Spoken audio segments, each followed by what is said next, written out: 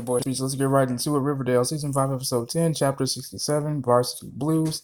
And there's a lot of varsity, and there's a lot of blues. Let's get to the varsity part. Now, Riverdale is going up against Stonewall Prep in their state championship game, and they barely have a chance of fucking winning. I mean, they barely, I don't even think they even won tonight. I don't believe it. But a lot of stuff is going on, a lot of stuff is going on with that team. Monroe taking some pills to get in Notre Dame with the help of Frank, which is Archie's uncle, which has served as a new father figure to Archie since Fred's death. Who married, is very reluctant and not very trustworthy of him just yet. I mean, she even grounds her own son outside of going to the damn football game because he's interacting with Frank, and in which Frank explained to Fred, like, look, man, back in the day, your father, he took a DUI charge from me because the right I got out of the army, I started suffering from PTSD, and that's how that whole thing came up.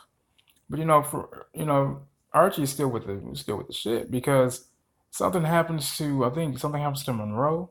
He gets accosted by some masked men from Stonewall Prep, courtesy of Brett and his homeboys, funky ass homeboys.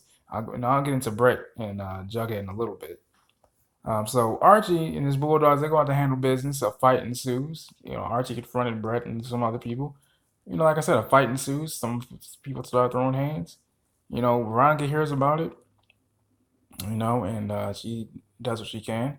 Speaking of Veronica, she got into a little bit of a quarrel with her father once again. He filled out a cease and desist against his own daughter because she created a very similar rum recipe. But when Cheryl gave her, I think some maple cones, ice cream cone or whatever for the football game, I believe. That's when Veronica used the idea to merge businesses with Cheryl. That way they can make their own profit. Speaking of Cheryl, she does not like the new cheerleading coach. They rub heads instantly. She even locked her own coach in the damn closet in her own damn office during the football game while they performed the cherry bomb. You know what I'm saying? Cherry blossom, I believe is what it's called, or cherry bomb, one of the two. And that was really crazy. Then also Jughead with Stone Prep. He got into Yale courtesy of DuPont, but he was pissed off because his girl Betty didn't get in there, and I would be pissed off of that too. But then Betty tells him like, look, take the opportunity. A flash forward a month later, Brett comes up to Betty and says, well, you got your wish. Jughead's not going to Yale. What the hell's up with that? And what's up with Brett even more? Jughead gets yanked on by Brett. I mean that metaphorically speaking. He gets cracked on by Brett about having an old ass computer.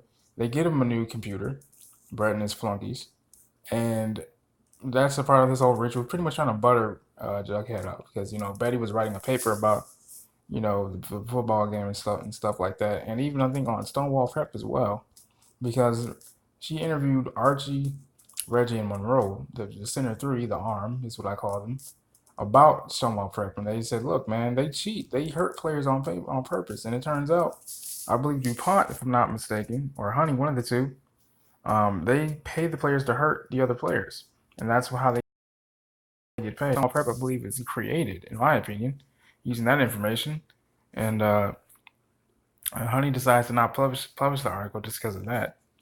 But a lot of stuff goes down, man. I mean, it's really crazy when you think about it, man. Like, this whole fast forward stuff is really getting me trippy. Like, what the hell's going to happen next? And then not only that, but then Archie confronts Frank about giving Monroe the pills, you know? But then something else happened, too. Hold on a second.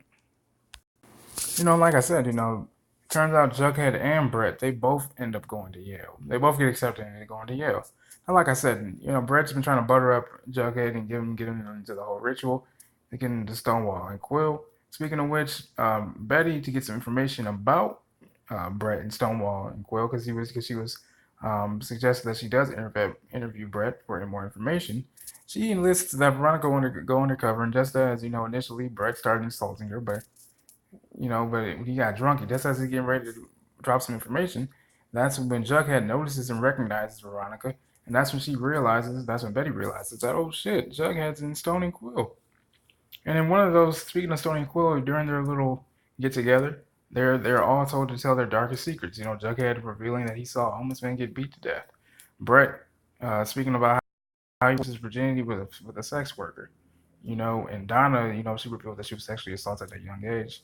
And that was just horrific, man. It was wild. But I look forward to seeing what happens next week on Riverdale. Shafferspeeks, I love you guys.